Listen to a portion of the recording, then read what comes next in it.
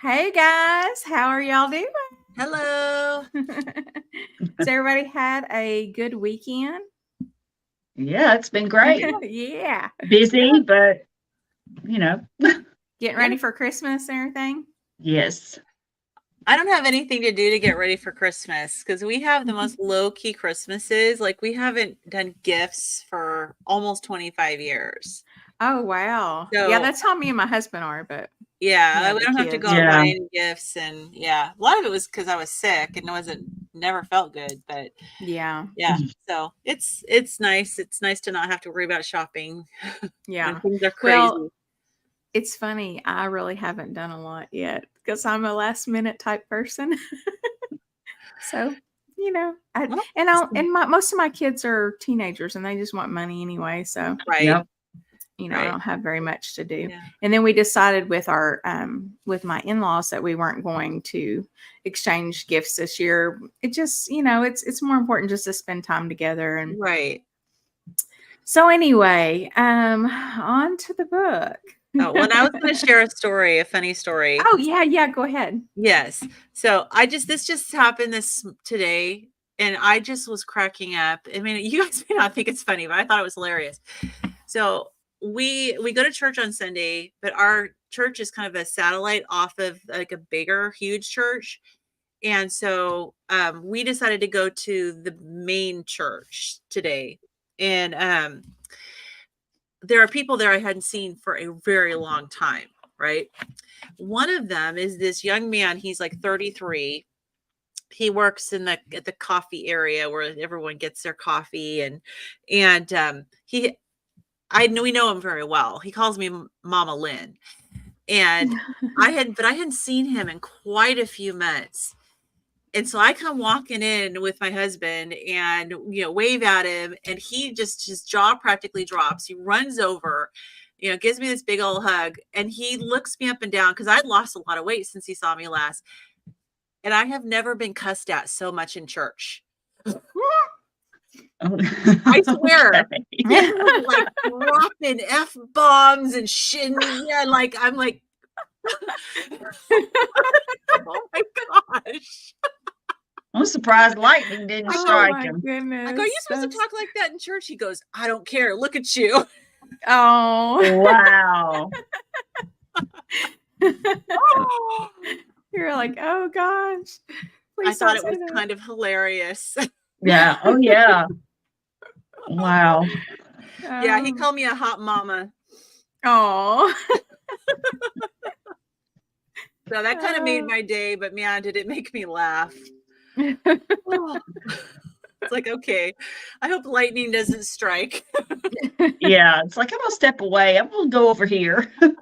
we used to have this we used to go to this church for basketball, and we weren't like members of the church or anything, but we just went for basketball, and it was attached to the church. So I think a lot of times people would forget that it was like Right. part of the church, and as you can imagine, in a gym, a gymnasium where Sure. people are playing hardcore basketball, yeah, there was a lot of things said, and we'd be like, It's like, you're okay in now. church.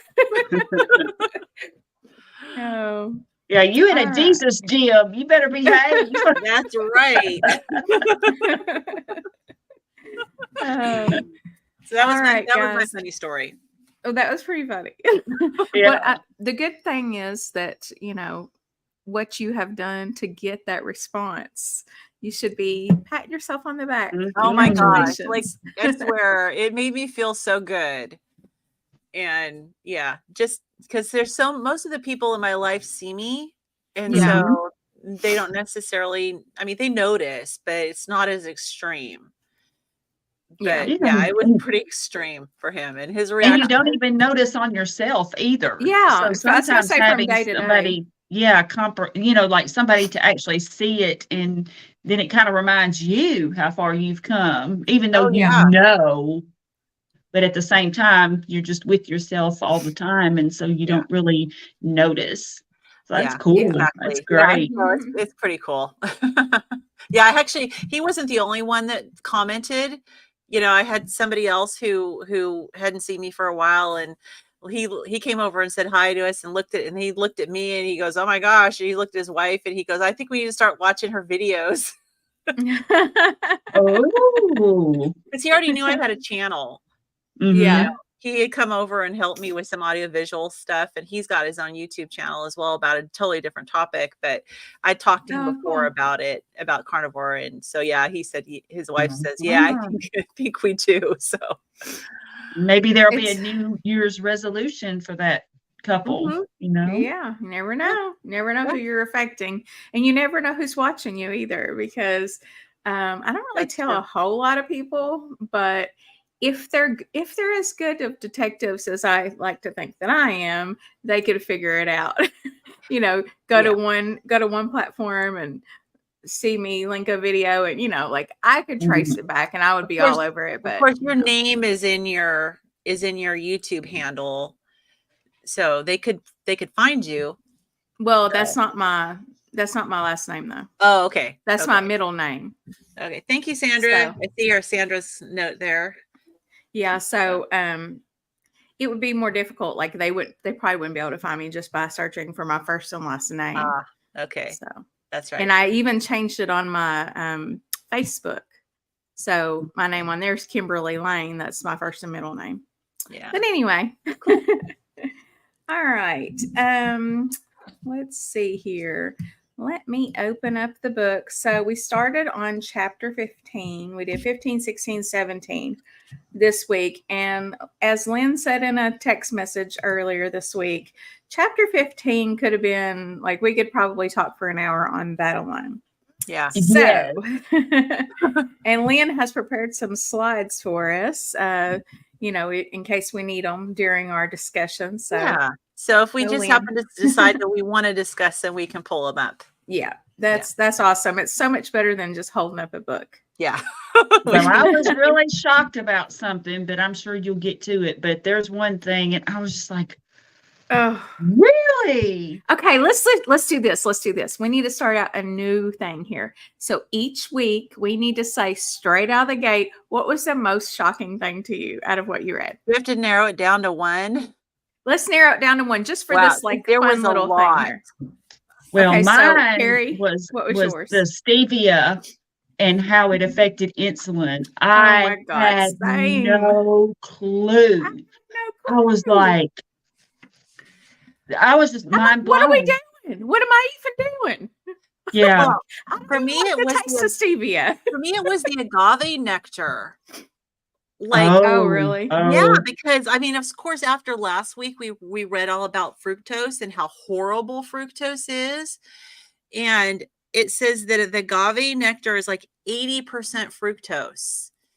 And I mean, to me, that's not surprising because it's from a fruit, right? It does make sense, but it just kind of really struck me as like, now I'm associating fructose with fatty liver disease. Yes. And I remember when everything was all about like, well, just put agave nectar instead, use that instead. It's like, oh my gosh, what are we doing to ourselves? I know.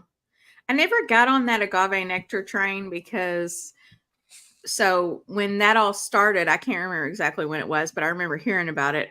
I didn't care. I would just be like, give me full sugar of everything. I don't care. And I had no clue what I was doing to my body. Right.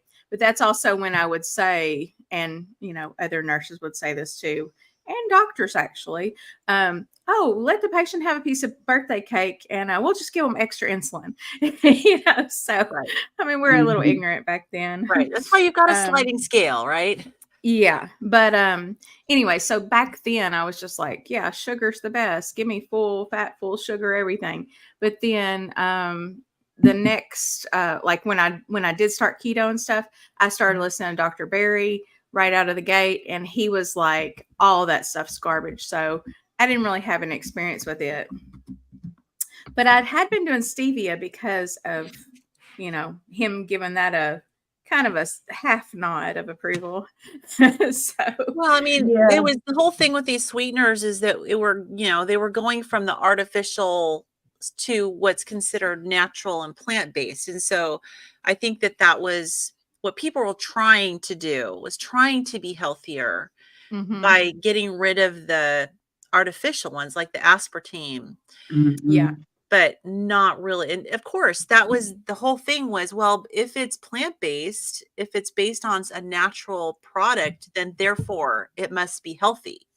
But sugar is too, though. That's the problem. Sugar Right. is a plant-based natural. So it's sort of like, basically you're going to pay the piper if you eat sweet stuff.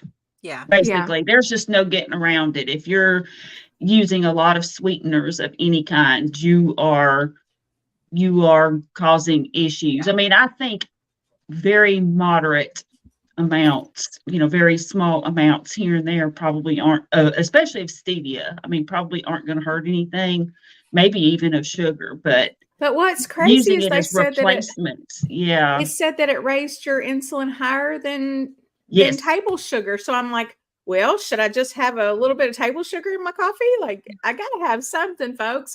Right. Well, I mean, it all points to the whole point of all these chapters that we covered today, and that is raising glucose and raising insulin are not necessarily correlated. Yeah. And so not at all. If you eat something, period, your insulin is going to raise. That's what I'm learning. That's what I get out of it too, that everything is going to raise your insulin. It's just a matter of how much. Yes. And these sweeteners. And so what everybody was basing everything on the glycemic index. And if it doesn't raise your blood sugar, then it must be healthy. But that's completely not the case. In fact, he was even stating that basically don't worry so much about your blood sugar, just focus on your insulin. So that, I mean, this has been, everything about this has been so eye-opening. Yeah, it really has. I see where the person was like, that book was life-changing for me. Yeah. But it's also exhausting at the same time, because you're just like, I'm out here trying to do the best I can, and I'm making these little tweaks and I've noticed a huge improvement in my health, but we need to take this a step further, and yeah. Well, at some point, I mean, I think that maybe the results that we see are in contrast to our previous diet. And so it's an improvement. And that's as I was reading through these chapters, that especially the one on protein that we'll get to, that's what I was thinking is that, okay, well, I'm having such good success, but it's probably because I was eating such garbage before and a lot of processed. But there's, based on what he's saying, it's like I'm thinking, well, there's bound to be a time where I'm going to max out the benefit of what I'm doing and going to have to make some tweaks and adjustments to it. Yeah, based on what I was seeing, I mean, really, I don't know, because I did actually read one extra chapter by accident, but I didn't. I did too. I didn't read anything that would give it away. But I'm thinking that the high, especially because he did mention about the low carb, high fat. He did talk about that a little bit. And the high fat, I think probably what it means is that I'll have to really increase my fat in my diet, and that a lot of people would need to incorporate fasting. That's kind of the message I'm getting, because like the carbohydrates raise your insulin the most. Well, scratch that. The processed ones do. The processed carbohydrates. Of course, I think you can eat too many unprocessed ones too. I mean, depending on your body type and all of that. But so since both protein and fat can protein and carbohydrates in general can increase your insulin. And then staying away from refined carbohydrates is good, but I'm thinking that a lot of people would probably need to increase their fat. That's just kind of what I'm thinking but like for myself, that I might need to do that. And it's hard to get it, you think about getting in a lot of fat, and if you eat stuff that's naturally fatty anyway, you do get like a 50-50, but I'm thinking that probably you need to, I'm just leaning toward that maybe we would need to go further with it. But what do y'all think? so sorry. The problem that I have with that though is like in what I'm more, trying to think in like a primal mindset, right? And Mhm. in what situation would our ancestors ever have just like drank a bunch of fat or Oh, like no, they ate a wouldn't. bunch of butter just by itself? You know what I'm saying? Like it I But they just probably feel like, use it for cooking. huh? They probably use it for cooking.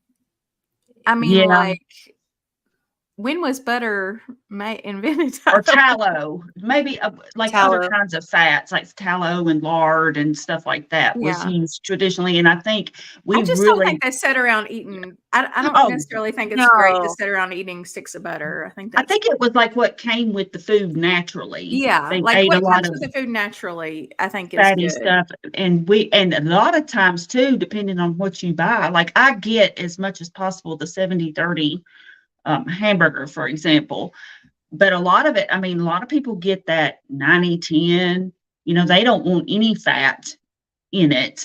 And then likewise, if you buy cuts of meat, I mean, a lot of times they trim a They whole trim bunch a of the lot fat off. off. And I mean, think back about like what animals they would have been eating back then.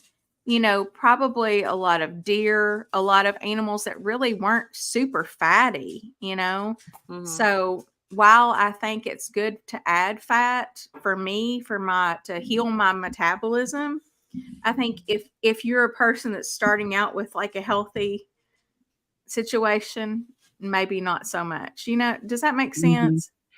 Well, I cut Yeah. back a little bit on the amount of fat that I was eating, um, because I already have plenty of fat on my body, and so but I'm kinda wondering if there's a difference between someone like me, who I still have probably close to 100 pounds to lose, versus somebody who's at their ideal weight or at a much more healthier weight when it comes to fat, because I Yeah. just keep thinking back to my when I was on the ketogenic diet, them talking about, the ketogenic people talking about if you have excess fat on your body, you already have enough fat to Yeah. Yeah, but Yeah. here's fuel the your Like the thing though. situation for Carrie is going to be different than Mhm. for But you and eating I. fat, the body doesn't process fat to give you fat, though.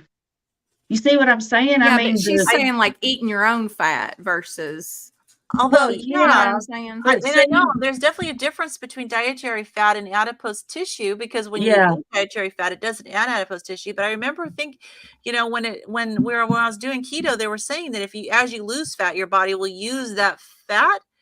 So Yeah. I don't know. That's what your body's just chomping on its own fat. I never researched that out to see what the research was behind that. yeah. I'm just thinking, and I'm nowhere near an expert. I mean, I've listened a lot to Dr. Berry and that documentary that they did a while back. He had a disagreement with somebody that was on there because one of the other doctors, because they were saying that the person, um, something about eating too much fat would make them Personal fat. fat threshold was what they were Yes, the talking personal about. fat, that's it. Yeah, Thank and you, it was Tim. let's see here. It Was it was Maria yeah, Emmerich? Was it Maria her? Emmerich, I believe. Yeah. Yes, and Yeah. and I actually, I'm still not quite 100% sure, but I'm kind of leaning toward Dr. Berry's theory because metabolically, the way your body processes um, carbohydrate and protein versus fat,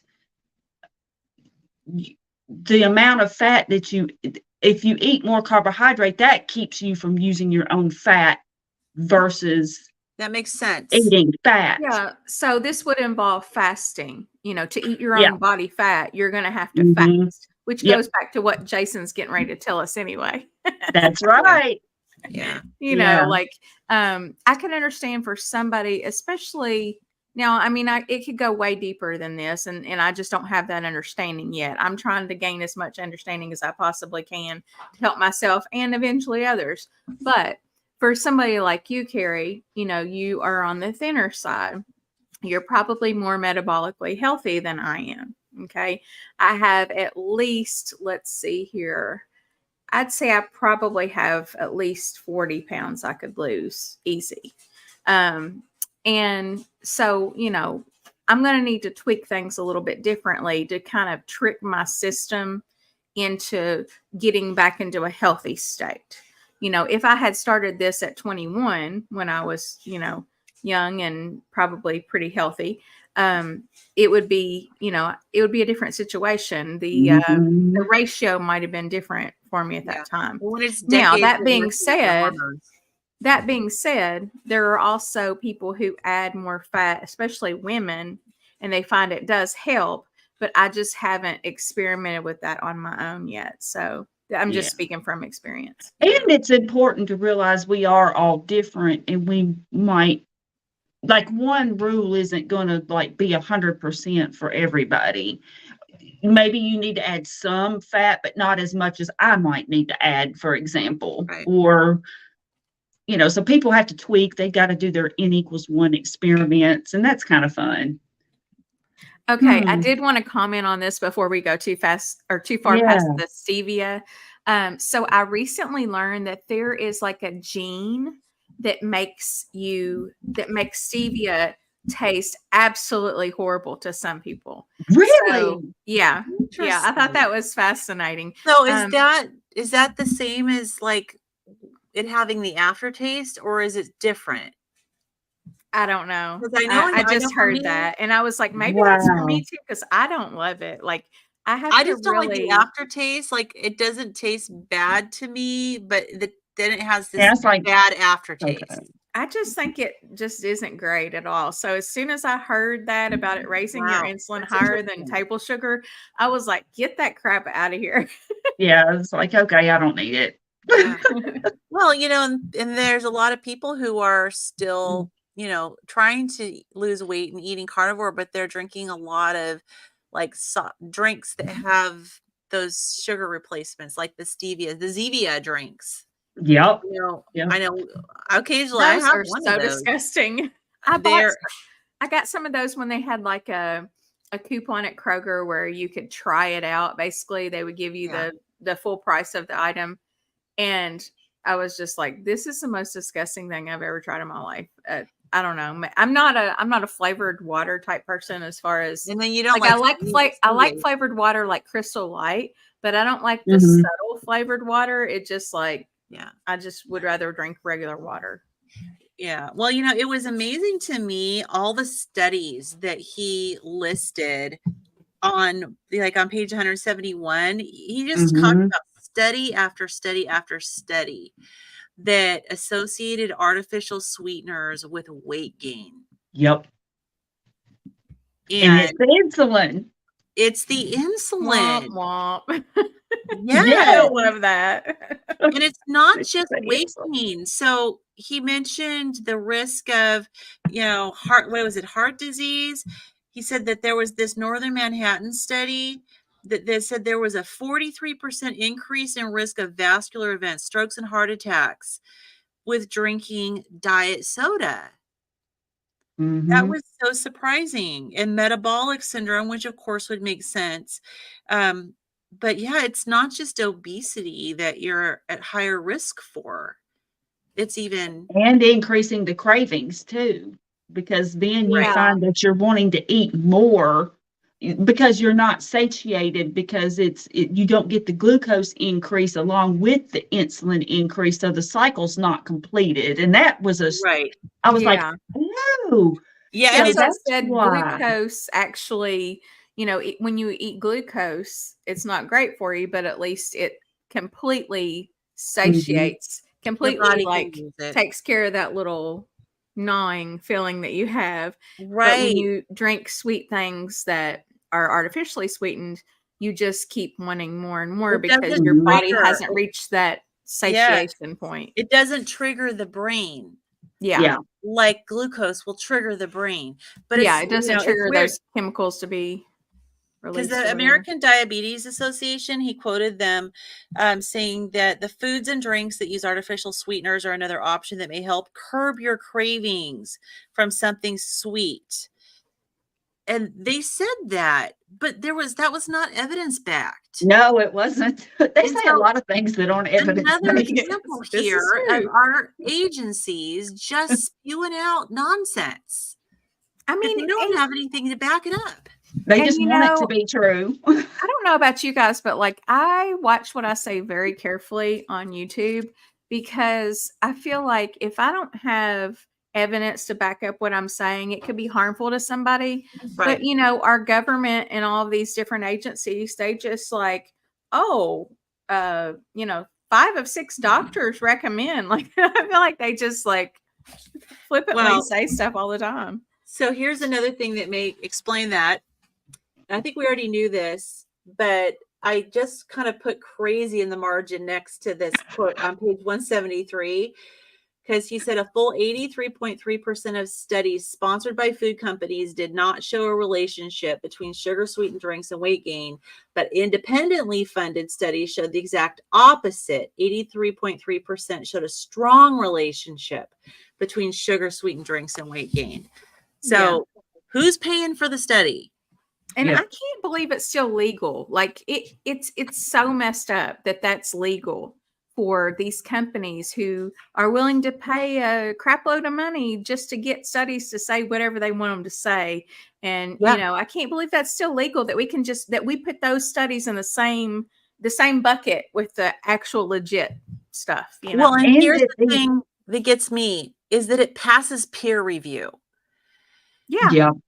How? Because that's the but whole these point people of are peer all review. on these boards, though. This is the thing. They're all on the pharmaceutical company boards or on the food company boards, or they've consulted with them, and so they're all in bed with each other. Yeah. So it's like the good old boy system, only not the country boys. It's because the whole thing with the whole purpose of peer review is to get independent people to review it and validate the results of the study. And so all these studies that are biased, sponsored by the food manufacturers, and then they're peer reviewed, and the peer review, it passes peer review. So that means that the people that they're using for the peer review are also biased. So what can we really rely on? Not much. I mean, you just have to look very our own research. They say, oh, individuals can't do research. Okay, sure. Yeah. Okay, you call it studying then. I'm doing my own studying, and I'm going to base my decisions for my life and my health on that, and not on stuff that I don't have any evidence for. Yeah, and it's sad when lay people need to learn how to read clinical trials and understand them. Really is. If they're hard, I mean, they're hard to understand even when you have medical knowledge. You got to be really good at statistics and understand statistics really well. And when our medical system is full of people who are in such poor health themselves, myself included, okay, I'm improving that, but clearly we don't have the secret either. So, I don't blame people for being like a little leery of listening to, just anybody for medical advice, even doctors and nurses. I don't blame them at all. Like I want people to understand that if they ask me a question, I'm going to try to do my best to look into things as a whole and not just take something that I learned in nursing school 22, 23 years ago. Yeah. And encourage them to educate themselves. Yeah, exactly. Yeah, absolutely. But yeah, this was just so surprising. All of the things that elevate blood sugar or insulin levels, and they're artificial, and they don't really have the impact on glucose. So unbelievable. This was a crazy chapter. It really was. Like anybody who is not reading this book along with us, I highly encourage you to go back and read this book on your own. Yeah. It is eye-opening, and there's nothing that we can say in a 1-hour period each week that's going to actually give you an idea of what the actual information that's in this book is. There's so much good stuff. Oh yeah. Yeah, that's true. And then you also, like I have found, and I know I've heard you all say before too, that you have to just go back and reread it sometimes to just really fully get it. So yeah. Yes, in an hour going over 3 chapters, it's really difficult to do, especially when there is so much just like processes, body processes and methodologies and the medications or just whatever it is he's talking about, the process, the metabolic process or just whatever, just going back and understanding the flow of how things work. So, but I definitely recommend that anybody out there who hasn't read this book, they need to. I really Yeah. recommend it. Oh, yeah, it's a resource. I think it's one of these things you need to keep in your library, and Mhm. it's definitely a resource. And I know, Kara, you were talking about the reward center of the brain, and I know he mentioned that they did these functional MRI studies, and they compared. Well, this one he mentioned compared glucose with sucralose, and I know sucralose is a really common, supposedly healthier, Mhm. Now substitute. sucralose, that's oh, what's the name of it? What is That's the name? It's the yellow one. yes, yes. I know it. Um, I should how know come it. I can't think I'm of trying it? to think how That's the long one I since I've like to used it. use. But yeah, It's my favorite, it but says I it quit says using that it. the brain perceived an incomplete sense of reward Splenda. by sensing the sweetness without any of the calories. Whereas the functional MRI study showed the glucose actually activates the brain's reward center fully, but not the Splenda. sucralose. Sorry, Yeah. Yeah. Splenda. Somebody in the comments said which Splenda, one it yes, was. Yes. yes. And so the incomplete activation could stimulate cravings for sweet food to fully activate the reward center. Yeah. So it's not good for you at Yeah. all. So B Dog, you know what this reminds me of? You know, the 12 Days of Christmas song. That's what I feel like with Jason's book. Like on chapter 1, chapter 2, chapter 3. Okay, now I'm gonna add chapter 4, but now I gotta go back and chapter 1, chapter 2, chapter 3, chapter 4. Yeah, Each seriously. time I have to go back and like listen to the chapters before so it'll kind of tie together. And I mean, I listen to every single I listen, and I also have the Kindle version so I can read it as well as we go along. But I listened to it 3 times, and on third time I'll take notes, Mhm. So Yeah. it's a lot of information. It's very, Yeah. heavy on the science. And this is from, we've got we have experience with like science and nursing and studying stuff and medical Yeah. related, and And we it's way still have above my to head. read it more than once. Yeah. Yeah. I Yeah. mean, it's way more than anything We we didn't learned. study this in nursing school. We sure didn't. Yeah. Well, and for those who say, well, just do a little bit, it won't hurt you. I don't think he would agree because he said small amounts of glue won't kill you either. That doesn't mean we should be eating it. Right. This True, is true. true. I had to This laugh is when true. Although I have to say, sometimes I have to decide that I'll have a little bit of forever chemical if I want something to eat at work. the I other day, the other day we had like the only thing I had to put my I had basically pizza toppings. Everybody else had pizza, and we got like a little bowl, and it came in aluminum foil, so you can't heat that up in the microwave. So I'm like, well, I guess I'm gonna have to eat some forever chemicals today, because I can't eat this cold. Oh, all right. So where do we want to go from here? So what, chapter 16? Yeah, and I've got fiber. I'm just not sure how. I mean, I understand what he's saying, and scientifically, it's correct in that. Well, we can get into what he's saying, but I still am not sure how necessary, because I think if you're not eating those carbohydrates, you don't need the fiber. But that's me. Yeah. Yeah. Um, Well, Yeah. talking about the carbohydrates and the like having it with the fiber. I mean, obviously he's Yeah. only talking about insulin. I mean, when we in the carnivore community, when we talk about carbohydrates and plant-based products, we're talking about more than just how does it affect our insulin levels. We're talking Yeah. about neurotoxins and the different Mhm. things that could affect us in other ways, whereas he's strictly talking about how it affects your Yeah. insulin levels. but So basically, he did say something to the effect of, so if you are eating things that have that it's the poison with the antidote, basically.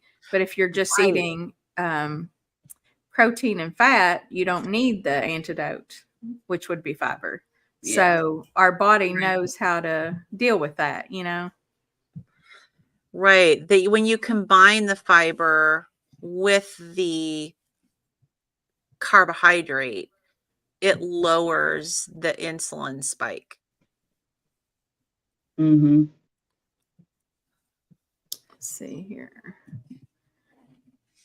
So it says where whole unprocessed carbohydrates virtually always contain fiber, dietary proteins and fat contain almost none. Our bodies have evolved to digest these foods without the need for fiber. Without the poison, the antidote is unnecessary. Here again, Mother Nature has proven herself to be far wiser than us. Removing protein and fat in the diet may lead to overconsumption. There are natural satiety hormones that respond to protein and fat. Eating pure carbohydrate does not activate these systems and leads to overconsumption. For example, the second stomach phenomenon, where you're completely full and somebody says, "Oh, but do you want dessert?" Yeah, you want some banana pudding? Sure. Oh yeah, this time of year too. It's like, Yeah. So I just have to tell myself none. I can't even have a bite. But that was my Achilles heel dessert. Ice And cream then was he mine. went on to talk about vinegar, which I found very Mhm. interesting, because often I think people in the keto and carnivore community are quick to dismiss vinegar and apple cider vinegar, even though they actually do help to lower blood sugar and insulin. It says as much as 34% if you take it before or taken with a high carbohydrate meal. And I've always known that, because I know how my body responds to it, but sometimes it helps to see it in actual Yeah, that was actually work. kind of surprising that just adding vinegar would really lower the glycemic index. So he even talked about like potatoes, and which we kind of consider to be, those starchy vegetables that are not good for us. But if you add vinegar, it said that both the glycemic and insulin index were reduced by 43 and 31% respectively. So just adding the vinegar to whatever carb lowers that response in our bodies, which is really interesting. Yeah, it is. And it's also, I mean, it's just confirming to me, because I could tell when I used to take shots of apple cider vinegar. I know they say not to do that. It's No, not I would good. do that too. And I I still love do it. it. I love to do it. Like, I Me quit too. doing it I because love I the was so taste afraid of I it. was going to hurt myself, but, going to burn my esophagus or mouth or what. I don't know. It sounds silly to me. People eat it on their salad. It's obviously not Mhm. harmful to do that, but, and you have to do it just right. You have to hold your nose, because if you do not hold your nose, it's not going to feel good. But Yeah. anyway, every Yeah, time I don't would get do it on your that, teeth.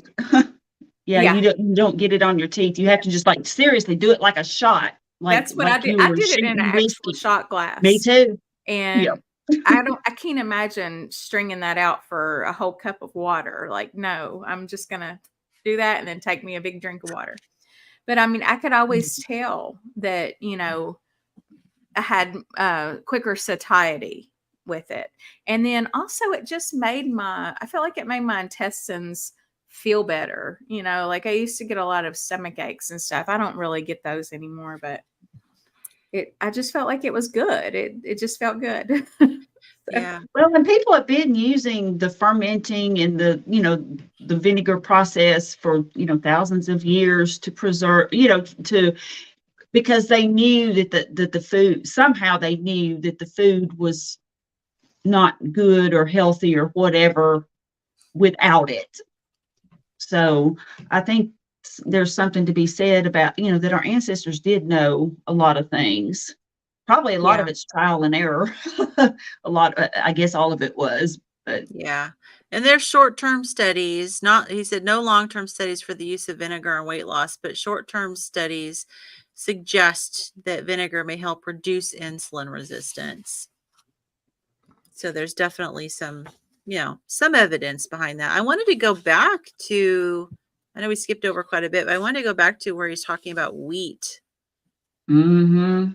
I was kind of interested in how he associated the prevalence of celiac disease with the change in the wheat, that we now have these dwarf varieties, and Mm-hmm.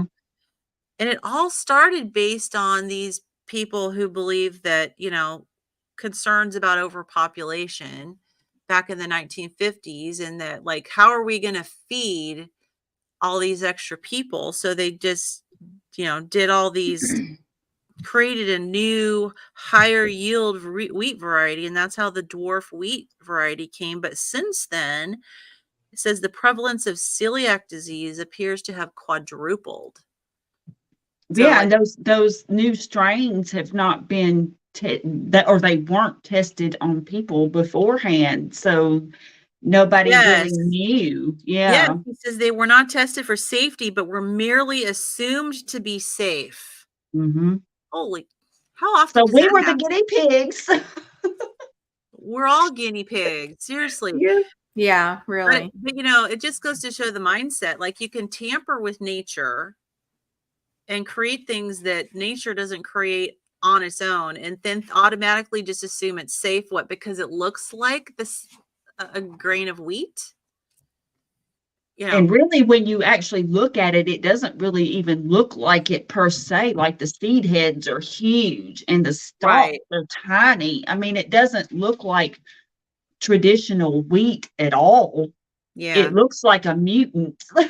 And now it says an estimated of 99% of all wheat grown worldwide is dwarf or semi-dwarf varieties. So you can't get away from it now. No. Yeah. I wonder if before this, people were healthier when they were, even with eating wheat products. I think they were. I You think know, they were healthier. Yeah, and I mean there wasn't so much in everything, think about when you are ultra processing.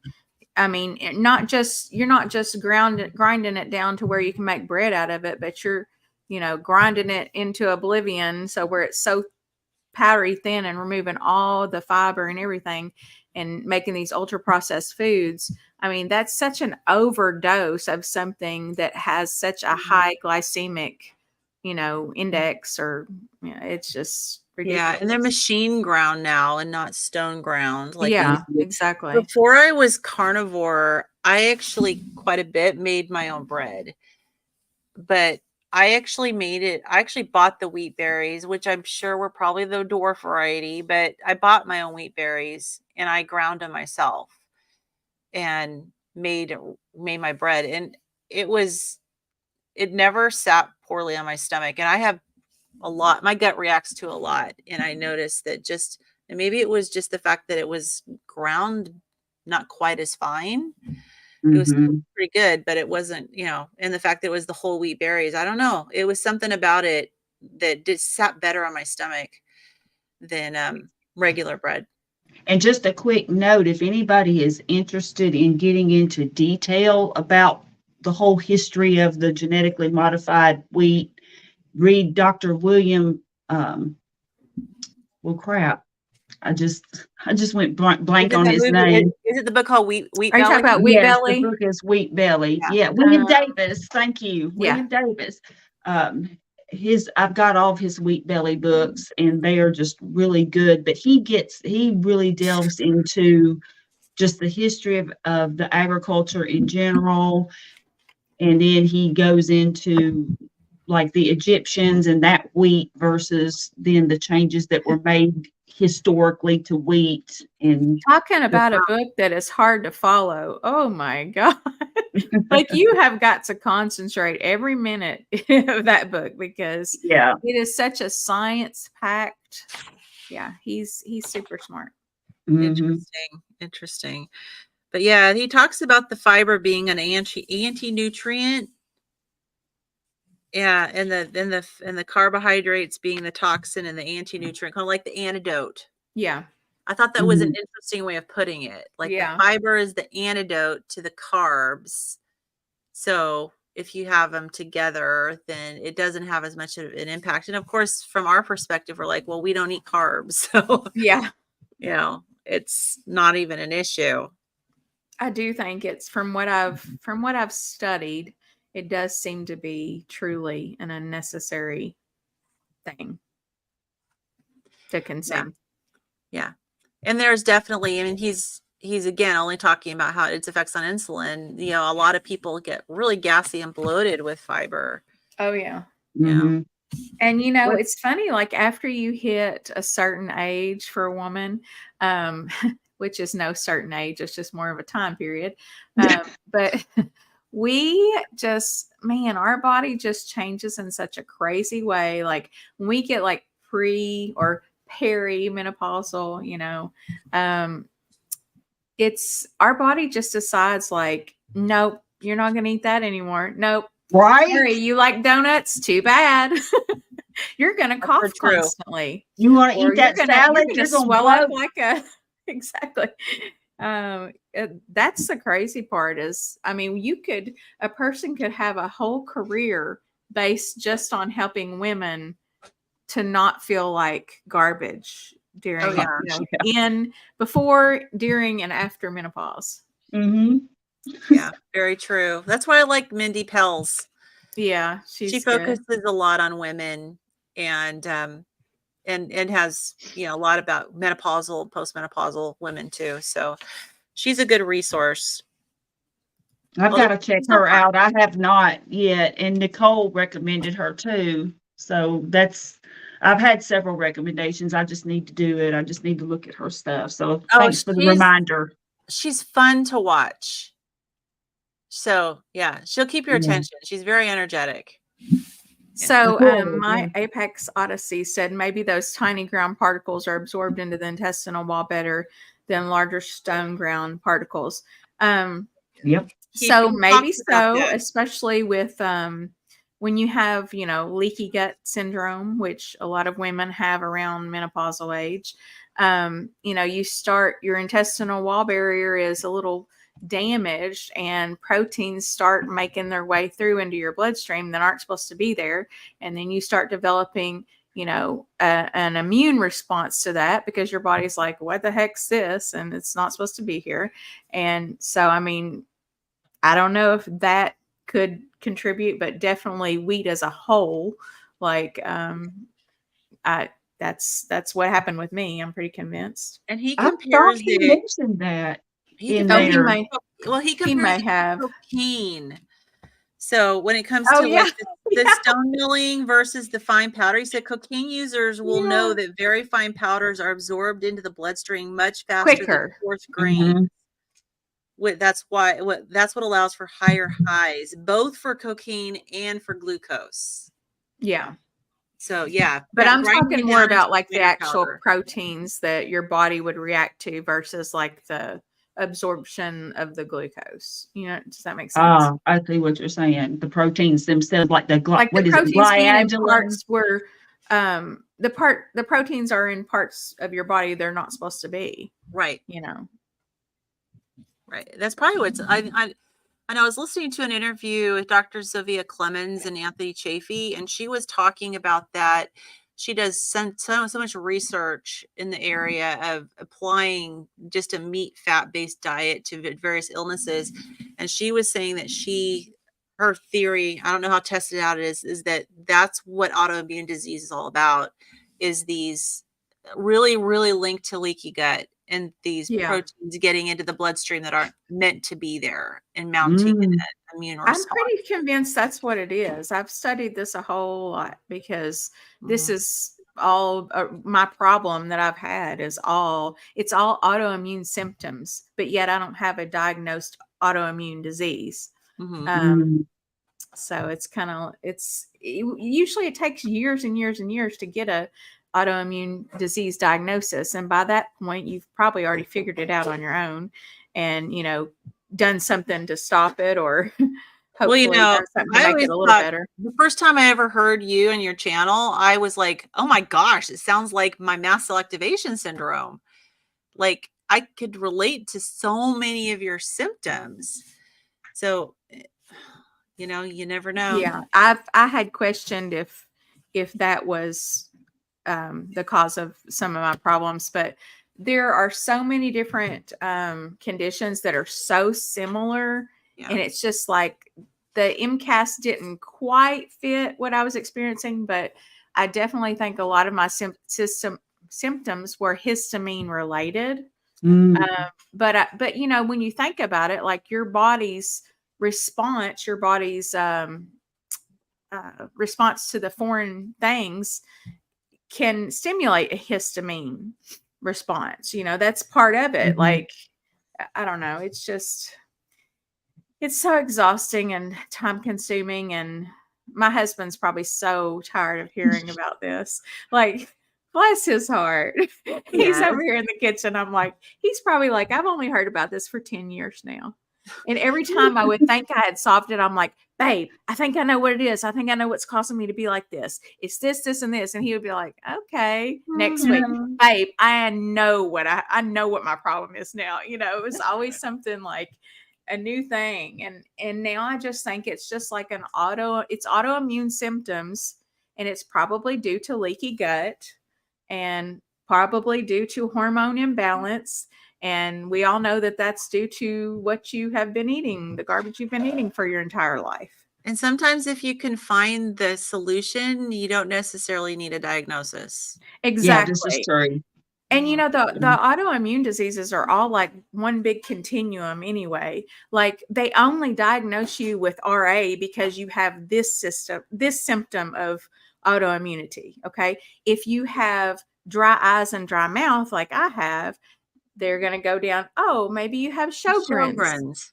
And then if you have problems with your spine, you could be diagnosed with ankylosing spondylitis. Ankylosing spondylitis. But now, and then that's not to say that you don't actually have that, but it's like what I think they don't really express to people is it's all the same thing. Like it's all symptoms. Exactly. It's just the way your symptoms are presenting of the same disease in a that's sense. why so many people with autoimmune disorders find out that they have more than one. Yep. Yeah. And it's the they same always one. come in two.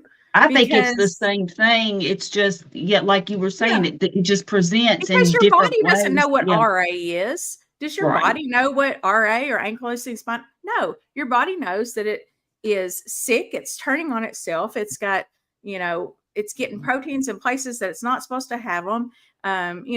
There's just so many different little things that go wrong where it's just all like a metabolism. Your metabolism is broken.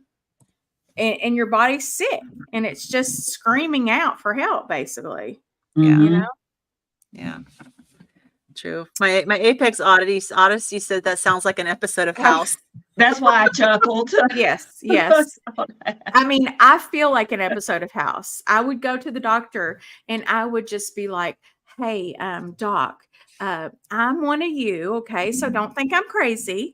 Because I'm one of you, okay? I'm a nurse, and so I'm not crazy, but this, and they would just be like, well, have you tried some Prilosec? And I'm like, are we even on the same planet? Yeah. If I have convinced myself that if a doctor does not have the condition that they are treating, I don't want to see them. I just don't. They don't know what they're talking about. My doctor has autoimmune disease, and she actually listens. She sits knee to knee with me, and she puts her hand on my leg, and she's just like, okay, honey, I know we're going to, and she's just the sweetest thing ever. But then she sent me to the rheumatologist, who is probably, in his early mid-20s maybe. And he's just like, oh no, those are not sausage fingers. I'm like, okay, but this one's swollen up like 3 times as much, and it's been this way for 6 months for no reason. And, and then I have this. And he's like, he's not impressed because he's at a he's at a university hospital and he sees the worst of the worst. And he's like, oh, get out of here, basically. Yeah. It's so annoying. Yeah. And you have to fit their algorithm. Yeah. Yes. They're evidence-based medicine. Yes. Which we can see from the studies are. It just works so well. Yeah. Yeah. That it All does. right. And you know what the biggest problem is when they started splitting the body up into, not that the body's not divided up into systems, but you're a whole person and the systems all work together. And when you got, you got your GI doctor addressing this, and you got your, rheumatologist addressing this, and you got your heart doctor addressing this, and they're not talking to each other. Right. I mean, am I the only one that sees a problem with this? Like, no, I mean, I just used to talk to mind-blowing. patients all the time that would, working in a specialty, I heard that all the time. And I would always tell them, this is why it's really important to have a really good primary doctor. I told them that it's like a wagon wheel, and all these specialists are the spokes, but the hub is your primary doctor. And if you have a good one, they're going to be in contact and keeping tabs on what all the specialists are doing. But then if you have a piece it all together, one that normal one, I should say, usual one, they'll be like, oh, let me send you off to here. And it's like, wash my hands of that. Wash my hands. Exactly. Exactly. Well, and a lot of people, I mean, honestly, like when you do, the specialists get a referral from a primary doctor, they are supposed to be reporting back to the doctor who referred them. And I mean, they may, but unless you're in front of them in their office, like this is one of my rants recently on my channel, is unless you make a second appointment and come back and say, hey, doc, I still have this problem. Do you I know you said my test results were negative, but do you have another answer for me? Or, I went here and can we talk about this now? Unless you prompt them to address it again, they're not going to call you. They're not going to call you and say, letter hey, Carrie, that says, if you're still feeling badly, call the office. They're not going to call you and say, hey, Carrie, we sent you to these two specialists and now we're putting it all together. And well, girl, you're really sick. They're not going to do that. No, you're right. You have to prompt them again to start the whole process and hope they remember. They're going to have to review everything and not really remember it like you said. They're not studying you. No. So you gotta be your own advocate. And honestly, I mean, the specialists, they're seeing people like every 15, 20 minutes. Yeah. So it's a lot of patients, and a lot of times there's multiple steps that they need to go through to narrow down what's going on with you. But they'll send you a letter. So they'll do the initial panel of blood work or some imaging, and it'll come back fine. And then they'll send you this form letter that says everything's normal, and patients will go, well, they couldn't figure out what was wrong with me, but and then they just give up because it's exhausting. And they give up instead of expensive. Yeah, I always used to get after, like, ask our manager, could you please ask the doctors to make sure in their letter to say we're not done yet? Yeah. This is and that is important. That is so important, because I understand that frustration. I know someone who had been through something like that, and it's very difficult because you just feel like, because it's so vague or whatever, or it's like, okay, this blood work is normal. But like you said, there's nothing that says, well, next step is an MRI, or the next step is this, whatever the next step might be, or we need to go into this. Yeah. People think that because that test is normal, the doctor's saying that they think you're okay. Yep. Yeah. But in reality, with the doctors I've worked with, that's not the case. They're not saying you're okay. They're just saying we haven't figured out yet what's wrong with you. Mm-hmm. But the way that you get the results doesn't reflect that at all. Yeah. So everybody. And it's usually somebody in the office calling you that knows nothing about medicine, and they'll say, "Oh, hey, your results were negative," and you're like, "Negative for what? What are you talking about? Negative? Like what?" And I'll say, can you read it to me? Can you read what you're calling negative? Because I want to know specifically negative for what? So where is this going to lead us now? So what's our next step? They never know. And then, then they might ask, and then it'll be like a game of phone tag. And if they're good at their job, they will know the next step. But I mean, the reality is that the insurance companies are driving the order in which the doctors do things. They have to run a certain test because they got to rule out the most common causes of things. So they have to run certain tests, maybe do specific imaging, and that's what the insurance company is going to cover. And they're not going to Yeah. cover anything additional until they've done this step first. And that's just, unfortunately, the insurance companies are the ones who are making the rules about how doctors can practice medicine. I think That there is needs to true be too. like more navigators in healthcare, though.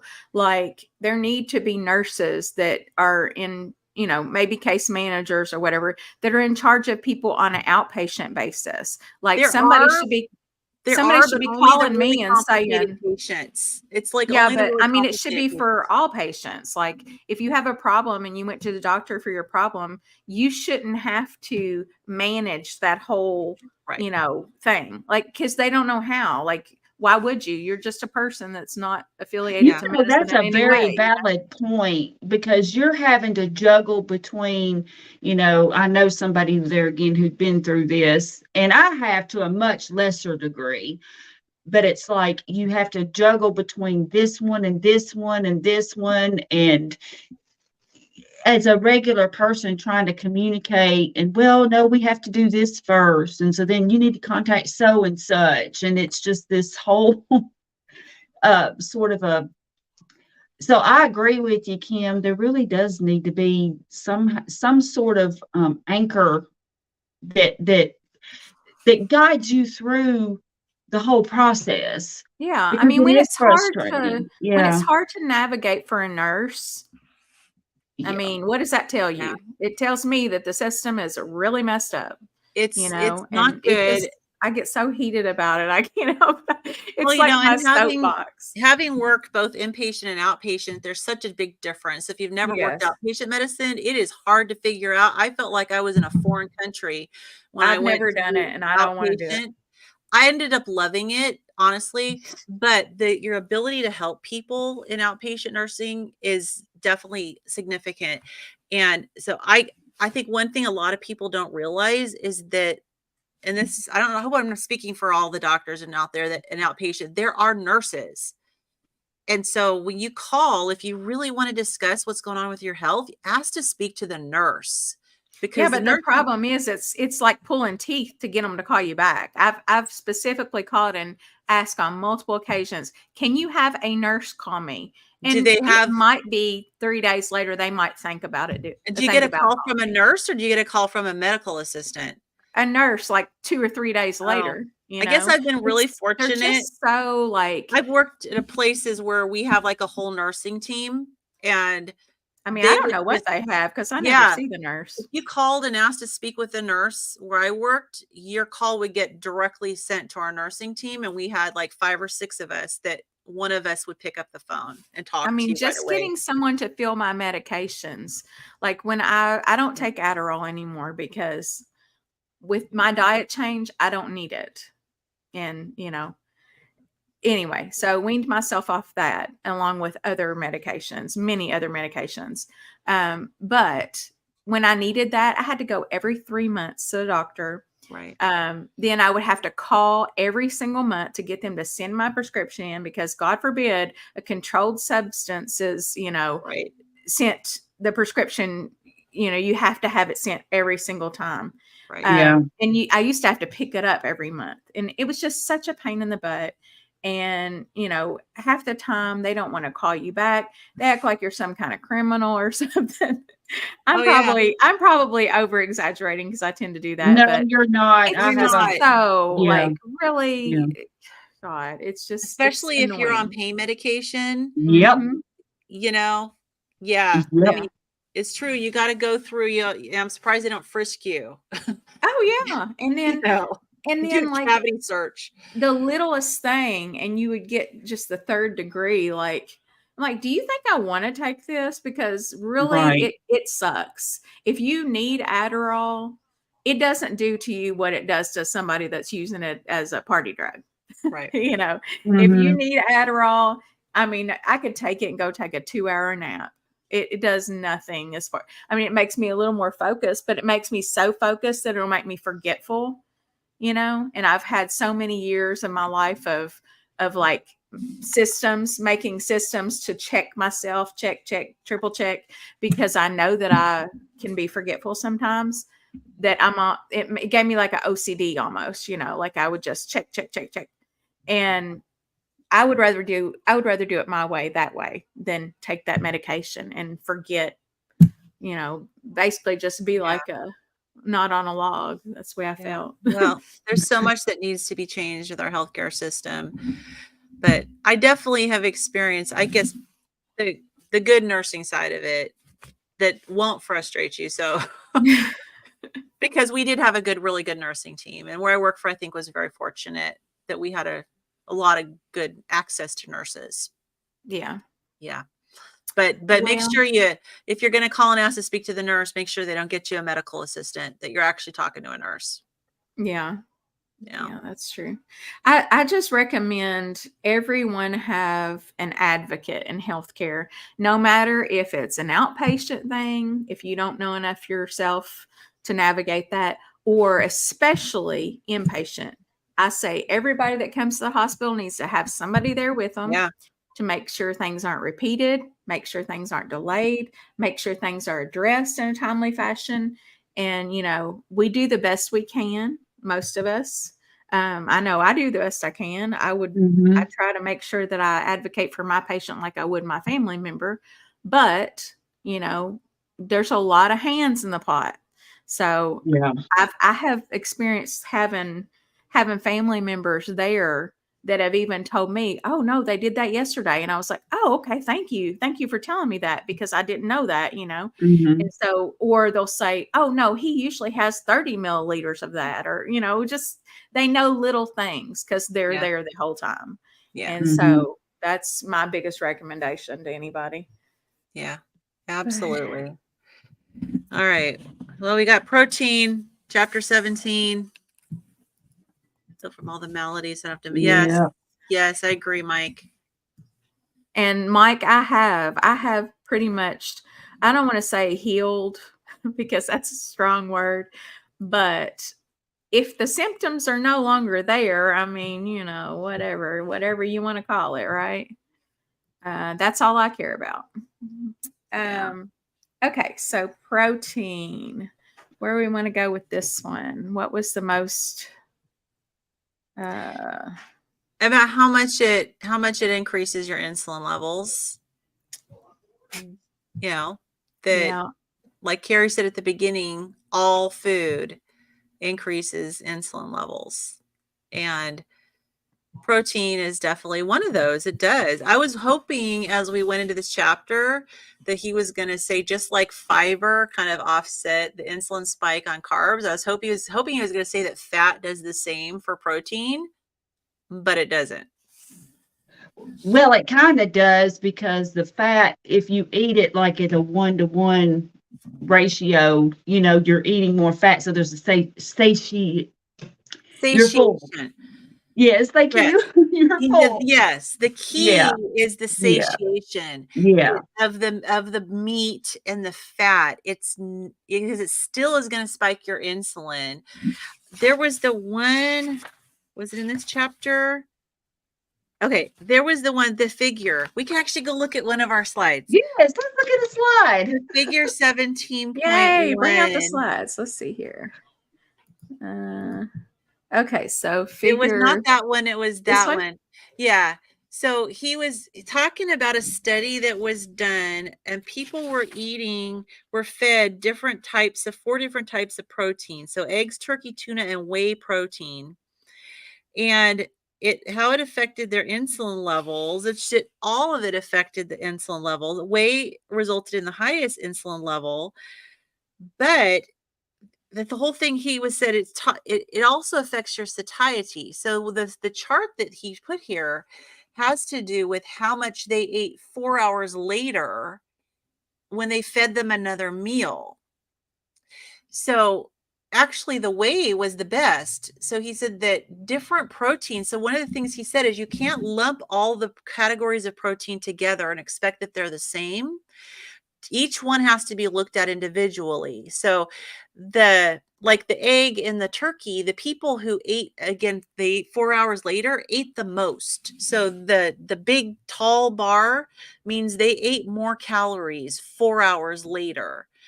Whereas the people who had the tuna ate a little less, the people who had the whey ate even less. So there's the satiety factor is actually a real thing with what you eat and what type of protein even you eat as to whether or not you're going to be hungry later. So I thought that was really interesting. That's wild to me. I would think that would be just the opposite. I don't would know. think so too. I was really surprised at that. But he said that dairy shows the largest discrepancy between blood glucose and insulin effect. And whey comes from dairy. Yeah. But yeah, he was I talking don't know, about like But I was know he when talking? Okay, wait a minute. when I Glucose eat versus when I eat eggs for breakfast, I mean, I'll be full. Like this is just anecdotal, but I'll be full forever. Like I could probably go into the afternoon, 3 o'clock or so. Well, I'm the same way when I eat like a ribeye steak or something. I Yeah. can Yeah. go like 16 hours and not be hungry. So I thought this was really, it was so kind of surprising, Yeah. especially the part about the whey. But he was talking about the incretins and what it says that the whey protein and the meat. Now, he didn't really include beef here, but he said it's cause significant insulin secretion, but they also like affect these incretins, which have to do with satiety. Yeah. So he says the increased satiety, being full more, suppresses that insulin. So that's sort of the, what is it, the poison and the antidote, I guess, in a sense. Yes. With that, Yes. because it evens itself out. Yeah. See, eggs, well, they are really highly satiating for me. Yeah, I they are for can't me even, too. you know how some people can eat like 10 eggs or so at once? Yeah. I cannot eat more than, if I eat more than 3 eggs at once, I'm just like, oh, no, no more. Yeah. Absolutely no more. It comes to that point. And it's weird because I used to have these protein shakes that were based on whey protein, and I'd get hungry within a couple hours. So they didn't really satisfy me. What was it? There's I'm the sorry. thing. Whey. Okay. Protein shakes. Whey protein. Yeah, that's why I'm so confused by this, because I am too. it really would be opposite, I would think. Did they actually isolate just the protein, or was it like they ate a whole egg, pieces of turkey, a can of tuna, and dairy? I mean, what is it that they actually? I wasn't clear on that. I think they mean like a whey protein shake or something. I don't know. Yeah, but then what about tuna? See, it's weird. You're comparing, I don't know. I was a little bit confused. Well, and also the amounts of, like if you're drinking a whey protein shake, that would be. I see what you're talking about, Carrie. Like how is it? I mean, did they get like a total equivalent of, Yeah, like what's the amount? What's going to fill you up? Because we'd have to go look at the study itself and see, like, did they just eat only eggs or only turkey? Right. Because I know that when 4 hours later, it says that they were treated to a buffet lunch. So we know that 4 hours later, maybe they were so sick at their stomach from drinking that garbage whey protein shake that they like couldn't eat anything. Exactly. That's kind of what I'm thinking. I don't know. That's probably what it was. That's what I'm going to go with. This may be another study that we can't rely on. Well, it's just, I think we just need, my curiosity got the best of me on that one, because I'm like you, Kim, and I think you probably are too, Lynn. I mean, in that, like the eggs, for example, would just fill you up. I mean, I can't just sit and eat a ton of eggs. And if I do eat, especially like if I eat eggs and bacon, I can just go all day without eating anything else. Yeah. Yeah. And I struggle with not eating enough on carnivore too. So that's something that I I have do to be very too. cognizant of. I have to really just be aware that I need to eat and just eat more, because it is very easy for me, because I can eat very little anyway. Like, it was funny, Brett was talking about doing a fast. He's doing a 9-day fast. Who's your carnivore? And so he asked if I was in, and of course I'm like, well, I can go. He's like, you could just do 2 days. I'm like, yeah, I could easily do 2 days, but I'm just not sure that I really need to, because it's hard enough for me. I could easily go 2 days without eating. Yeah. And it would I just, it haven't would, tried. I don't think yeah, that would be that beneficial for you, Carrie. yeah. So For you and personally, I just don't. mm-mm. I don't Well, know. and I here's the think, thing: most people don't. They think of it in terms of just the other body types and stuff. And I'm just this weirdo. I'm an oddball, and I've always had these weird eating habits, and also, tracking in Nicole's journal really helped me too, because I was thinking I was eating more than I was. And I'm like, oh my gosh, no, you didn't eat that much. So it was tracking it, yeah. but for a different reason. And so it's made me really aware of what I need to do. It's So hard to eat I was more just when you're full. confused. Yeah, I was just confused about his chart and stuff, and like what exactly the people were eating to, And to Yeah. get those every study, results. like, there's so many studies. Studies can say Yep. conflicting things. You can find a study to support anything. So I just don't place a whole lot of faith in that, in like one study like that, or I don't know Yeah. how many Well, studies it was. But and my takeaway from it was kind of really the breakdown between the proteins is that they're not all created equal. yeah. The different proteins can have a different insulin effect on you, and they can also have a different satiety effect on you. His results in that study that he shared to seem to be completely opposite of what experience in real life. But Right. yeah, but I did look up, they were talking about the insulin index, which is opposed to the glycemic index. What did he say? It was some lady came up with it. Suzanne Holt created Mm-hmm. this insulin index. So I looked up, and this is just a chart that has, and it was like blurry, so I didn't make a slide out of it. So if you guys look up insulin index, and there's like on your images tab, you'll see all these things. But really, bacon is really low on the, as far as what will spike your insulin. It's like really, really low. But the food they had on here, some of it was stupid, because like I tried to find like a steak. You could Mm-hmm. find a steak, but they had beef taco. Like, really, this isn't like, I would like to find one that has actual just individual food items. Right. But Yeah. Wow, that's weird. yeah, but then they had things like Frosted Flakes and Lucky Charms and all the Oh different Lord. honey bunches of oats and a pink mango frozen yogurt. But the interesting thing was, and of course they had glucose, right? So glucose is kind of like you think would be the worst as far as insulin, but there were 2 items on this list that were worse than glucose. One of them didn't surprise me, and one of them did.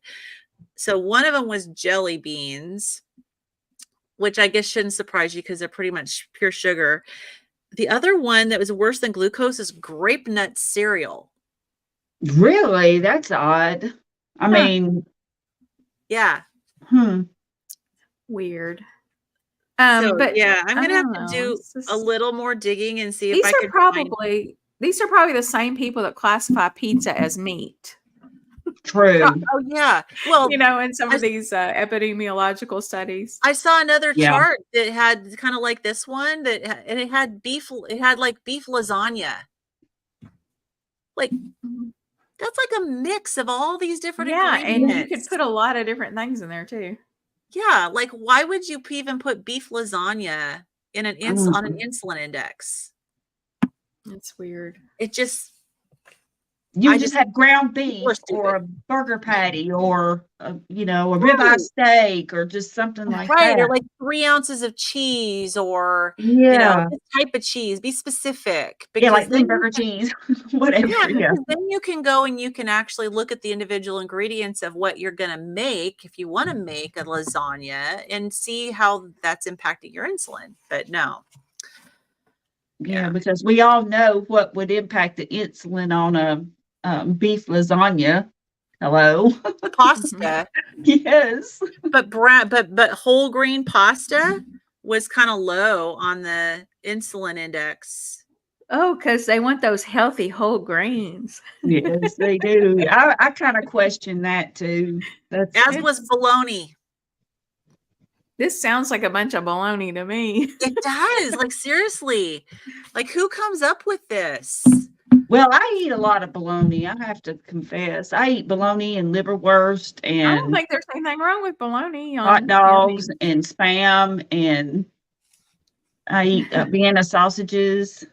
I don't eat a ton of Vienna sausages, but I am saying that I keep some in the cabinet, and once in a while, like if I'm working and feel the need to eat something. Now, what I'm trying to do though is be more cognizant of just, okay, I need to stop and eat a meal, because yeah. I am one of these people that I can either work through the hunger and just not eat anything, or I'll go grab like just a little something to take the edge off, and then I won't eat for hours. So I have to work on that. But yeah, I My eat. But boys the always point ate is, I those. eat that stuff. I eat bologna, hot dogs. I've been known to eat a cold hot dog. Just go in there and grab one out of the Nothing's wrong refrigerator. with that in my book. Just eat a cold hot dog. Eat Yeah, cold as long as bologna. it's a good quality one, Yeah, and I do. you I know? get good quality ones. And Yeah. as we call them, the Viennese. Now the Um, Viennes, there's we Yeah, some I we would good gave eat the quality we Vienna gave ones. our sausage. boys the Viennese, and they all loved them. I think one of them didn't like them, but they would just sit there and Yep, my kids liked just them little too. babies, Yeah, little yeah. toddlers eating those. Well, I was surprised when he said that the, like, oral glucose has more powerful insulin effect than IV glucose. Yeah, that's Yeah, what? because I think it triggers when it's in your mouth, it triggers the Oh, response. okay, that makes Yes, sense. it's that Yeah, it's just that tasting you Hmm. know. yeah, which is why he said that you can actually, like, put something in your mouth, swish it, and spit it out, and you Yep. will still Mhm. have an insulin response. That So is I so. wonder if that is why you get the majority of your insulin response with sugar-free, like sweeteners and stuff, Hmm. Yeah, I don't know. because I they're think like 600 times sweeter than sugar or whatever. That's true. You get the insulin response, but then the bad part is there again, it doesn't finish that whole cycle. And so you know what I'm saying? Because the whole thing doesn't happen with the glucose level going up, and all of Yeah, it doesn't, and it the has no sugar to act satiety. on. Yeah, and the satiety of the um your brain realizing that you get the craving, or the craving is met for the moment, the satisfaction of getting it, and so it makes it even worse. And I think that's why it triggers the cravings too. Yeah. yeah. Yeah. Well, it says your gastrointestinal tract functions like a second brain. And I know next to the brain, it has the most nerves of all the organ systems in the body. And there's definitely a gut brain connection there. But he talks about the incretins being in the stomach, and they'll stimulate and increase insulin levels with whatever food goes into your stomach. But then you have this cephalic phase where your body anticipates food as soon as it goes into your mouth and long before the nutrients hit your stomach. Mm-hmm. And so that will actually increase your insulin levels. So they actually did a So study just looking. thinking about it. Well, I swear for me, if I just look at something sweet, Yeah. I mean, it's a real thing. Yeah. Walk past that donut shop and just smell it, or the bread, whatever. Yeah, oh, you just smell it. he's gonna tell us is that we've got these receptors in our nose. I hope not. God. Yeah, that's probably next. Mm. Oh my goodness. Oh, I was going to tell you guys, my boys don't have their lesson tonight, so that's why I've just kind of let it go. You're Oh, chill. okay. That's cool. So I don't But he know if said you guys have a certain time y'all need to leave, but I'm good. But he did say dietary fat tends to have the weakest insulin stimulating effect. So that's good. The weakest, yeah. Weakest, yeah. So yeah, and on that insulin index thing, the fats were the very, very lowest. So that's good. And high satiety, low insulin response. So that's a really good combination. And so let's see here. That whole incretin effect thing. What can you explain that? From what I understood, it's that the incretin is released in the stomach when you eat anything. And the incretin increases your insulin levels. But they also they delay emptying of the stomach contents, so it slows down glucose absorption. Depending on the food you eat. Yeah, it went into like really complex stuff like GLP. This was complicated. 1 and 2 and 3. I mean, it's so much, y'all. Right.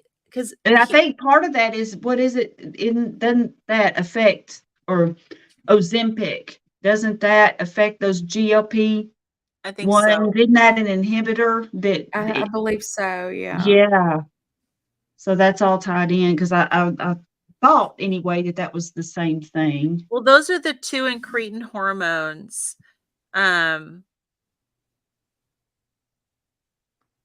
Yeah, and they stimulate release of the insulin by the pancreas. Mm-hmm.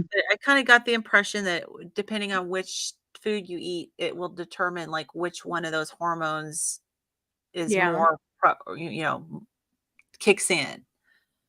I meant to take notes on that part, but it's always like the last chapter where I kind of trail off and don't don't take as good of notes. And he said that that's why the IV glucose doesn't have the same insulin effect, because it bypasses the stomach, and these incretins are in your stomach. Okay. Yeah. So the incretin effect may account for 50 to 70% of the insulin secretion after the oral glucose intake. So, yeah. What else, guys? It was definitely complicated. Yeah, very. I was interested too in that he mentioned several studies where it showed that eating meat makes you gain weight.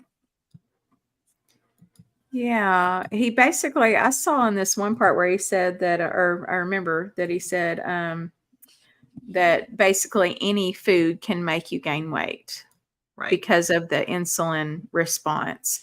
But the insulin response with meat, and especially with fat, would be lower. I mean, fat would be a lot lower. He was also, I think he was also talking about meat in terms of like it, and he was talking about the mistake that people make of like isolating something in terms of just its macronutrient, that it's the thing altogether, that how your body reacts to all of it versus it's not just a protein or just a fat. They rarely ever come together. And so while those studies, I was kind of confused about that, sort of, but at the same time, I'm thinking, but then after he said that, I'm like, well, they were trying to isolate the fact, oh, well, these people ate a serving more of meat, but that probably has really, I'm thinking, nothing to do with the fact of gaining weight. But I could be totally wrong in my interpretation of that. Did they control for the other things they were eating? Exactly. Yeah. Right. Then I don't know. I don't know, because I couldn't tell based on that. But then he did go on to talk about like the different diets and how people they realized that they thought fat was bad, And then they thought the carbs were bad. So then they went on high protein diets, and that those were that was dangerous or not dangerous, but I mean, it had bad effects on the body to do that. And then he went on to talk then about the low carb, high fat, and paleo diets, which ate the things in their natural form, and the foods aren't processed and all of that. So my guess is that my thought is that I mean, his main thing was about processed foods. I mean, that's like the big one. Yeah. Not to eat those, and not to eat the sugar and stuff. Yeah. That or the and about the insulin. I think those were his main points. Yeah, those are so the far. worst offenders, is the processed food. A lot of people, if they just get those processed foods out of their diet, they're going to see improvements in their health. I mean, with me, I was such an addict that I had to go extreme. But I know not everybody has to do that. Yeah, same. I was just really surprised, though, like in his section about dairy, that he said that large observation studies do not link dairy to weight gain. If anything, dairy protects against weight gain. There again, I don't. But he also was turning around, though, and he was saying that these were this type of studies that is that the one where he was talking about the type of studies that they were, I don't know, let's say the simplistic arguments, blah, blah. Well, and I just wonder, like you were talking about, Carrie, like how much, like, were they looking at people who, I mean, how much could they control everything else that the people were eating? Do we know how controlled this really was? Mm-hmm. And because they're talking about people that ate like he said the highest intake of dairy was associated with the lowest incident of obesity and type 2 diabetes. But for him to say associated, I think that those are observational studies done. Yeah, it doesn't mean you can't necessarily have a cause effect that you can draw from it. Right. You can say it's associated, but you can't say it causes, and that it would be a basis then for you to do further studies, more of a controlled trial type of a thing. But of course, then we know that those are real expensive and convoluted and hard to do. So well, and people don't like doing these studies because what's the benefit to them? You draw the conclusion that you should eat more of a certain macronutrient or a certain food group that they can't really patent. So yeah, this is true. So why do the study? So let's do something else here towards the end. Okay. So at the beginning, I was asking what was the most shocking thing out of the chapters that we read. So now I want to ask, like, up to this point in our studies of this book, basically, and then you can also factor in any independent studies that you've done on your own. I mean, not studies, but like studying.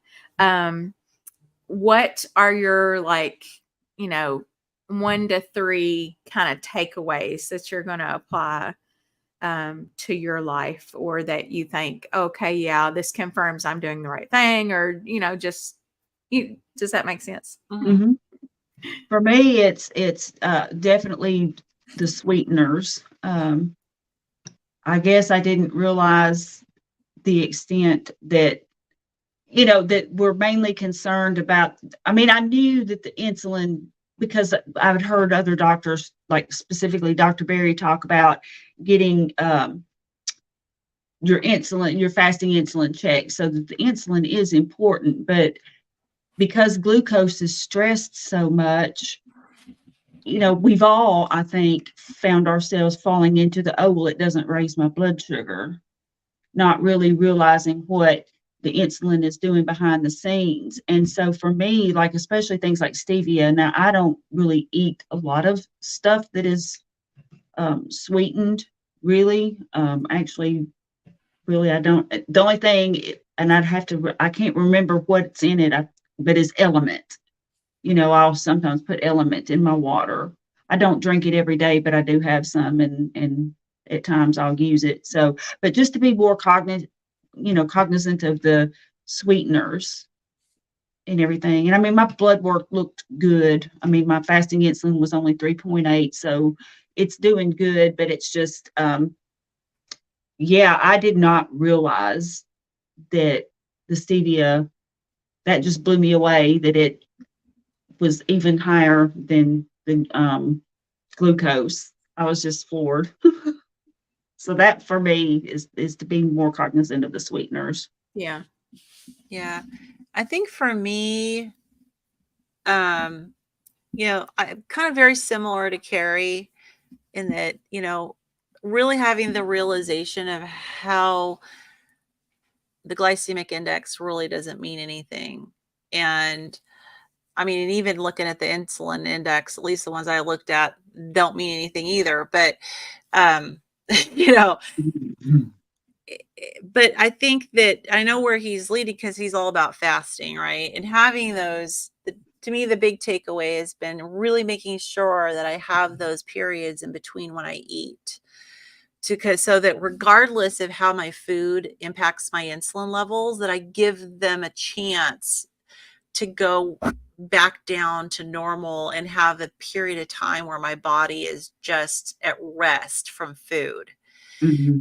And that seems like that's the biggest takeaway. And I kind of think that maybe, I mean, I know that the food that we choose to eat has a lot of healing properties, and a lot of us are doing it because we have things that we need to metabolically heal and other illnesses. But it makes me kind of think that maybe at some point, if I'm metabolically healthy, I may be able to start widening the choices that I have in foods, as long as I continue to apply the principles that he's teaching here and don't, but I'm gonna have to wait and see, Yeah. because if Yeah. the carb addictions kick back in, then no. Yeah. Because my Mine. problem was I was grazing all day long. Mhm. I was eating a little bit at a time, but all day long I was eating stuff. Mm-hmm. Yeah. Basically what you two said combined, those are my big two. I'm gonna have to try to um, get the stevia out and the sweeteners. Not just the stevia, but I'm also like a big Crystal Light Energy fan, Mm. and I know better. Like, but there gets to be a point where you're like, okay, I have to make changes, incremental changes. I can't Mm-hmm. just say, okay, this today I was this person that was eating 12 donuts, you know, after dropping my kid off at school in the parking lot, just eating 12 donuts and then a stack and then a whole bag of donut holes. Not really, but it felt I like would it. have. I mean, I ate the whole bag of donut holes for sure. But that person versus who I am today, it's incremental changes for me. And Mm-hmm. it has to be for it to be sustainable. I can't just completely change who I am and overnight. But yeah, so this helps. I think that it could be possibly hindering my weight loss a little. Just keeping that whatever's in my Crystal Light, probably sucralose, keeping that and the stevia in my coffee, which I don't drink much coffee, but I like it. It's like a little treat. Mm-hmm. I'm replacing my little treats that I had before, because I was very much a food addict, where I would want like the best tasting thing that I could possibly get for that maximum, satisfaction level. And that's kind of like a drug, it's really it's not a Yeah. healthy way to look at food, and now I look at food more as, sustenance and just something that I need to do to have my body do what I want it to do, basically.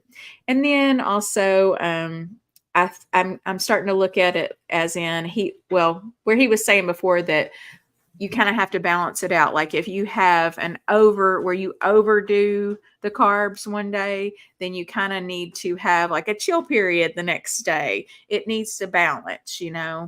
It's not like a calories in, calories out thing, but it's more like you have gotten all these stores of sugar, packed it in, right? And now you Mhm. need to deplete those a little bit. So maybe you might want to try to fast for 24 hours or whatever.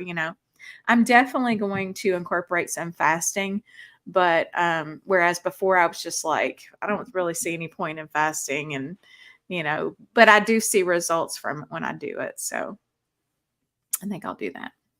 Yeah. Excellent. This has been another great week. Yes, it It was has. packed. I know somebody earlier in the comments asked us if we know what book we're going to do next.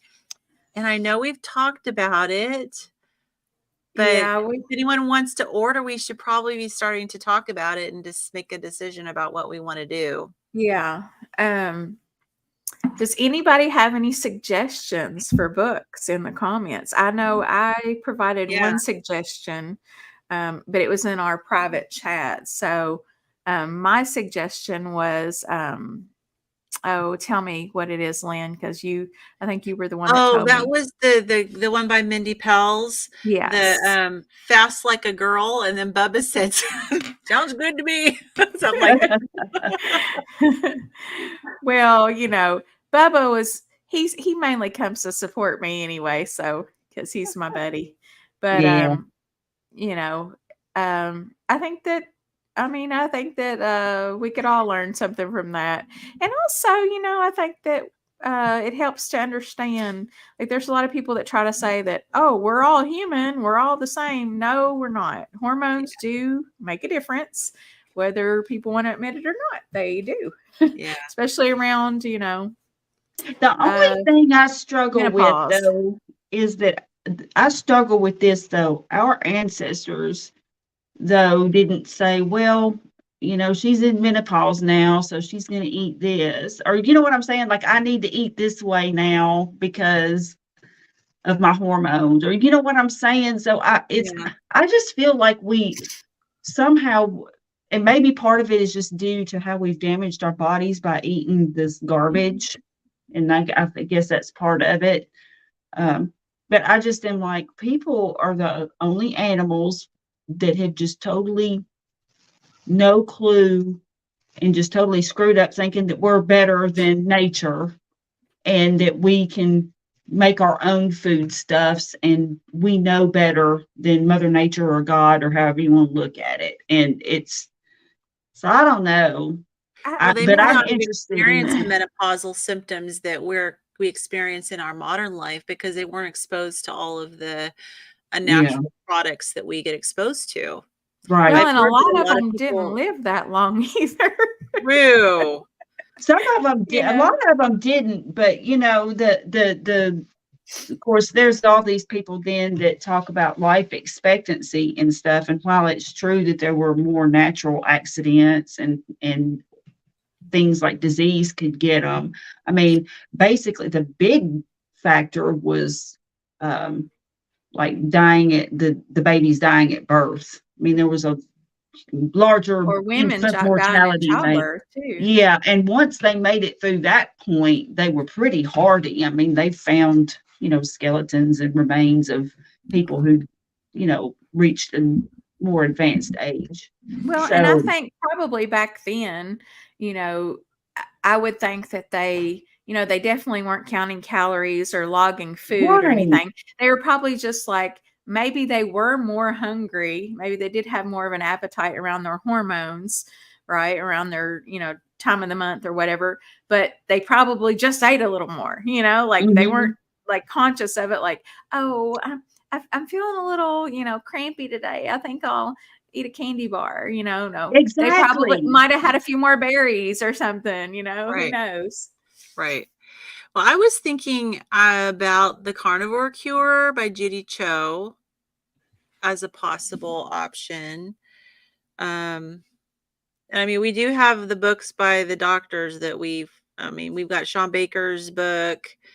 I'm fascinated, and I'm going to confess, for full disclosure, that I bought several books that I have not read yet. Let's see, one of them is, let me get to it. No, not Geddy Lee's autobiography. Oh, although that might be a good one. That would be a good one. But Why We Get Sick by Dr. Ben Bickman.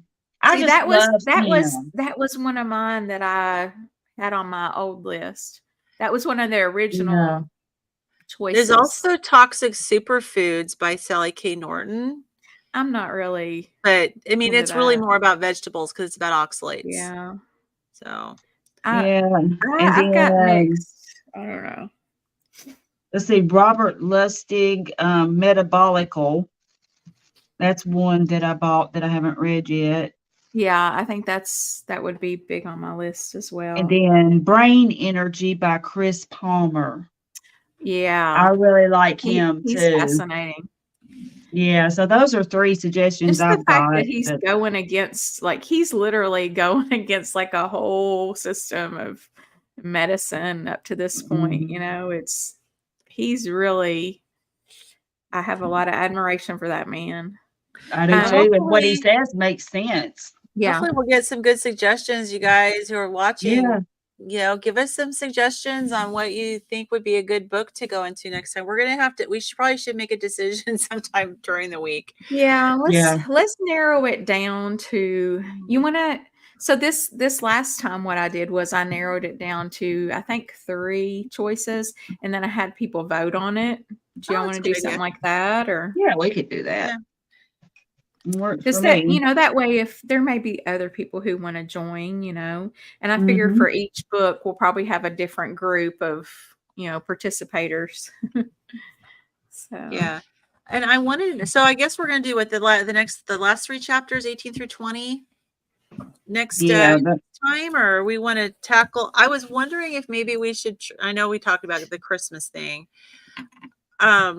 If we want to do 18 through 20, I guess that's okay. But I was wondering if I feel like the appendix is packed full of stuff. mhm.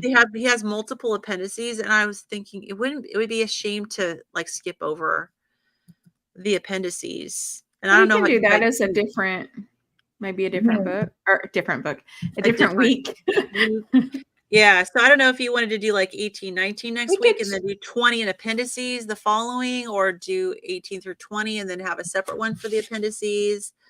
Yeah, that'll be fine. I mean, we can do, let's see, well, what will next week be? Christmas Eve. Yeah. Christmas So Eve, we or we probably can would. wait. I think we should skip next week just because Yeah. of the Yeah, holiday. I think so too. Everyone's going to be busy. Yeah. And then the following week is New Year's Eve. Oh, really? Yeah. Yeah. I've got a live stream actually scheduled with not at the same time, but I mean I've got one scheduled on New Year's Eve, but it's earlier in the day. Well, we could always take a 2-week break. Yeah, we can do that. I mean, it's Yeah. not like we're Yeah. gonna. No, It's not you like guys we're aren't gonna gonna go anywhere, right? Yeah.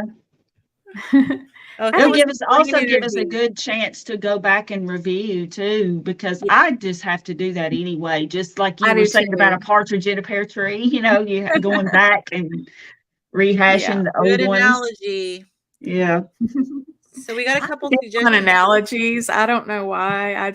I'm always throwing out analogies to my husband. He's like, I don't need an analogy. I'm like, well, I need to give an analogy. So just listen. That's a good one. Someone That's a good one. suggested The Big Fat Surprise. That's a good book. By I read Nina- it years ago. I don't know how to I've got pronounce it. Why butter, meat, and cheese belong in a healthy diet.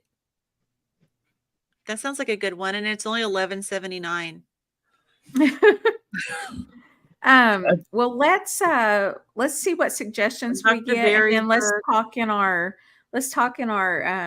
group chat, and kind of throw ideas out there and see what we think, and then maybe we can come up with like 3 to have people vote on, or 2 even. Yeah. You want to do 2? Maybe since we don't have as many people that are like actually watching this, we could have like 2 choices, and then whatever people decide, that's what we'll do.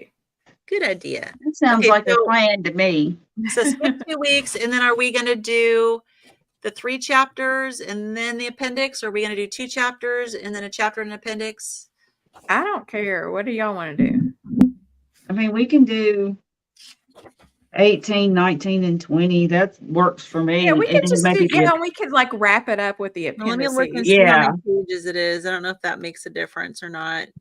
What'd you say? I'm gonna look and see how many pages. 'Cause that might Well, make a like chapter 18 starts at 201, longer.